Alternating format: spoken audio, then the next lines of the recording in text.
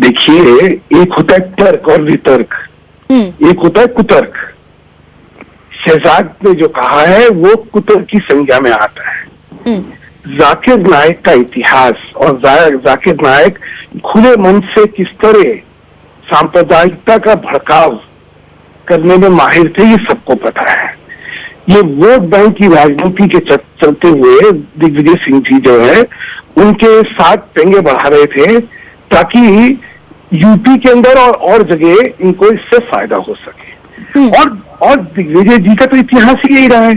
दिग्विजय सिंह तो बाटला में जो शहादत हुई उसमें भी उन्होंने कह दिया कि साहब ये तो जो है फर्जी काउंटर था। क्यों? ये सारा जो सैफरन टेरर वाला जो कॉइनेज थी, ये सारा किसकी देन थी? दिग्विजय सिंह की देन थी। तो मैं तो बिल्कुल, देखिए, बीच में नहीं बोलना चाहिए। मैं आप जब बोलते हैं कभी नहीं बीच में, पर आप झूठ बोल रहे हैं। मैं चलिए झूठ ही बोलता हूँ जब आपका टेरर की जो ये जो उपाधि थी, ये आरके सिंह जी जो आपके सांसद है उन्होंने दी थी। आरके सिंह जी ने सैफरन टेरर का ये टर्म कायम किया था। रखे, थोड़ा सभ्यता रखे। मुझे मेरी बात कहने का हक है और आपको इतनी हिम्मत होनी चाहिए मेरी बात सुनने की। आपने हिम्मत नहीं है इसलिए आप मुझे बोलने नहीं देते हैं। ये आपके मन की बात भी तो नहीं है ना सर। ऐसी विकृत मानसिकता के साथ दिग्विजय सिंह जी ने राजनीति करी जिसमें कि जहर उगला। उनको लगता था अल्पसंख्यकवाद की राजनीति में वोटों में इजाफा हो जाएगा, मुस्लिम समाज सारा पीछे आके खड़ा हो जाएगा और हम लोग जीत जाएंगे। लेकिन सांप्रदायिक राजनीति करने वाले ये भूल गए कि देश जो है इन सब चीजों से बहुत आगे निकल चुका है। और इसलिए जब दिग्विजय जी उनकी जाके वहां पे उनकी तारीफ में कसीदे पढ़ते हैं तो मुझे कोई उसमें ताज्जुब नहीं होता है, क्योंकि ये तो इनकी राजनीति का चरित्र शुरू से रहा है। आतंकवादियों दोहरा रवैया रहा है शहजाद पूनावाला कांग्रेस का। वो एक तरफ तो आतंकवाद के खिलाफ बड़ी बड़ी बातें करती है, तमाम दावे करती है, और दूसरी तरफ वो उसको प्रोत्साहित करती है। देखिए, ये बात कौन कह रहा है सांप्रदायिकता की? जिनकी पार्टी में साक्षी महाराज। सुधांशु जी, आप ही की बात का जवाब ले रही हूँ। सुधांशु जी, आप ही की बात का जवाब ले रही हूँ। ये वो कह रहे हैं जिनकी पार्टी में साक्षी महाराज, साध्वी प्राची, योगी आदित्यनाथ जैसे जहरीले बयान करने वाले लोग हैं, जो मुस्लिम मुक्त भारत बनाना चाहते हैं, जिनकी पार्टी में ऐसी बात करने वाले लोग हैं, वो दूसरों पर सांप्रदायिकता का आरोप लगा रहे। पहली बात। दूसरी बात, दिग्विजय सिंह जी का ये इतिहास और ये उनकी कार्यशैली से काफी साफ तरीके से दिखता है कि उन्होंने न केवल हिंदू कट्टरपंथी पर मुस्लिम कट्टरवादियों के खिलाफ भी बोला है। मैं कहता हूं कि अगर ये जाकिर नायक के खिलाफ इतने सारे गंभीर आरोप थे तो 2 साल से इनकी भी सरकार है, इन्होंने 2 साल से अभी तक क्यों कोई एक्शन नहीं लिया जाकिर नायक पे? अभी तक क्यों बैठे हैं ये लोग? पीस टीवी को तो 2012 में बैन कर दिया गया था। तब से लेकर 2014 से लेकर 2016 तक अगर जाकिर नायक लगातार ये बातें कर रहे थे, आतंकवाद को बढ़ावा दे रहे थे, तो अभी तक एक FIR भी दर्ज नहीं करवाई है सुधांशु मित्तल जी की सरकार ने। सुधांशु मित्तल जी, अभी तक FIR भी दर्ज नहीं हुई? अगर ऐसी ही बात है तो अगर FIR दर्ज नहीं हुई तो उनकी तारीफ के कसीदे भी नहीं पढ़े गए हैं, उनको जो है मसीहा नहीं बताया गया है, उनको ये नहीं कहा गया है कि विश्व भर में जाके अपना जहर का प्रचार करिए और विश्व भर में। आप मानते कि मोदी सरकार उतर गई है? आपसे शहजाद जी कहना चाहते हो, सभ्यता दिखाइए, थोड़ी सभ्यता दिखाइए। आप में तर्क है ना तो तर्क पे विश्वास रखिए।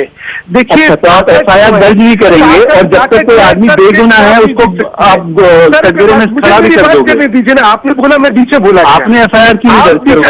अगर आपके पास इतने सबूत है कि वो जहर फैला रहा है, आतंकवाद फैला रहा है, तो आपने FIR दर्ज क्यों नहीं करवाई? आप में हिम्मत नहीं है, आप डरपोक आदमी, इसलिए आपने FIR दर्ज क्यों नहीं करवाई? ये बताइए ना हमें, इसका जवाब बोलने दीजिए। आपने अपना कह दिया, मुझे मेरी बात रखने दीजिए। क्यों डरते हैं मेरी बात से? सत्यता से क्यों डरते हैं?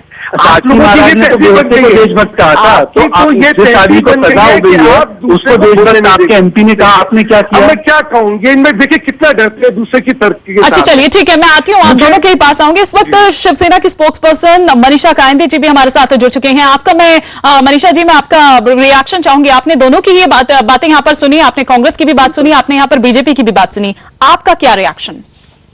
नहीं, देखिए, हमारे सांसद अरविंद सावंत जी, उन्होंने मांग की है कि जाकिर नाइक को हिंदुस्तान में आने से रोक लगनी चाहिए, बैन कर देना चाहिए और उन पे कार्रवाई भी होनी चाहिए। इस प्रकार की मांग कैसे पहले किसी भी पॉलिटिकल पार्टी ने इसे गंभीरता से नहीं लिया है और बिल्कुल होम मिनिस्टर को भी लेटर लिखा है उन्होंने, और इस प्रकार की कार्रवाई होनी चाहिए। और और कांग्रेस ने तो हमेशा तुष्टीकरण की राजनीति अपनाई है और इससे देश का बहुत नुकसान हुआ है। जो इनोसेंट मुस्लिम है वो भी इसमें पिस चुके हैं। सुधांशु मित्तल जी, कब आखिर कोई कार्रवाई होगी, कब आखिर कोई एक्शन लिया जाएगा? देखिए, इसमें सबसे पहली बात ये है कि इसमें कार्रवाई का जो उत्तरदायित्व था वो यूपी सरकार का था, जो कि इन्हीं की एक मिली हुई सरकार थी कांग्रेस के साथ। लेकिन उस सरकार ने नहीं करा है तो स्वाभाविक तौर पे केंद्र सरकार उस पर कार्रवाई करेगी। ये लोग अपने उत्तरदायित्व से बचते रहे, लेकिन हम लोग इनको छोड़ेंगे नहीं। यूपी सरकार जो है ऐसे सांप्रदायिक तत्वों को इसलिए बढ़ावा देती थी ताकि वोट बैंक की राजनीति कर सके वहां पे। शहजाद, मुस्कुरा रहे हैं आप? हाँ, मैं इसलिए मुस्कुरा रहा हूँ, पिछले 2 साल से जब तक बांग्लादेश के ढाका में अटैक नहीं हुआ तब तक तो इनके पास ना कोई सबूत थे, ना कुछ था, ना कुछ बोल रहे थे ये लोग। अब ये लोग उठ गए हैं, चलिए 2 साल के बाद उठे। तो जिस आदमी पर FIR नहीं है, जिस आदमी पर अभी तक कोई चार्ज नहीं लगा है, अगर उसके प्रोग्राम में दिग्विजय जी जाए तो दिग्विजय जी ने बड़ा गुनाह कर लिया। बोलते जिनको सजा मिली है उसको साक्षी महाराज देशभक्त बोलता है, उनको DHP बोलती है कि बहुत अच्छा काम किया। उसके बारे में सुधांशु मित्तल जी की हिम्मत नहीं है कि वो बोलेंगे उनको ये गलत है, उनमें हिम्मत नहीं है कि उनको आतंकवादी घोषित करेंगे। चलिए सुधांशु मित्तल जी, ये भी बता दीजिए कि फिर दिग्विजय सिंह की जिस तरह से आप यहाँ पर बात कर रहे हैं उन पर क्या एक्शन आप लेंगे, और जाकिर नायक की भी यहाँ पर बात कर रहे हैं हम, तो उन पर क्या आप एक्शन लेंगे ये भी बता दीजिए। आप जाकिर नायक और दिग्विजय सिंह पर क्या एक्शन लेंगे आप ये भी बता दीजिए। मैंने कहा जहां तक दिग्विजय जी का सवाल है, हम चाहते हैं कि वो बार बार जाएं, क्योंकि उनके इस चरित्र से और उनके राजनीतिक कार्यशैली से जो जनता को इनकी नीयत के बारे में, चार चेहरा चिंतन के बारे में पता लगना है वो पता लग रहा है। तो हम तो चाहते हैं कि वो बार बार जाएं। हम चाहते हैं शहजाद पूनावाला उनको सलाह दें कि दिग्विजय जी बार बार जाइए ऐसे कार्यक्रम में, क्योंकि ये तो बेगुनाह है। और हम तो आपको सलाह देते हैं कि मोदी जी आसाराम बापू के पास ना जाए, हम आपको सलाह देते हैं कि राजनाथ जी साध्वी प्रज्ञा के पास ना जाए, हम आपको ये सलाह देते हैं। यहाँ पे जाकिर नाइक साहब की चर्चा हो रही है और आपकी सलाह का मैं आप आतंकवादी जो है मालेगांव के आतंकवादियों के पास ना बचाए, ये सलाह। ठीक है, मेरे पास समय इतना ही है। सुधांशु जी आपका भी शुक्रिया, शहजाद पूनावाला आपका भी शुक्रिया इस तमाम जानकारी के लिए। लेकिन इस बीच यहाँ पर दिग्विजय सिंह की सफाई आई है। IBN 7 से बातचीत के दौरान दिग्विजय सिंह ने सफाई दी है। सांप्रदायिक उन्होंने कहा यहाँ पर कि सिर्फ सांप्रदायिक सौहार्द की बात उन्होंने की है। इस दौरान सभी धर्मों की कट्टरता के खिलाफ भी बोला। जाकिर नायक पर दिग्विजय सिंह का कहना है कि अगर उसकी भूमिका संदिग्ध लगती है तो सरकार जांच करे और कानून अपना काम करे।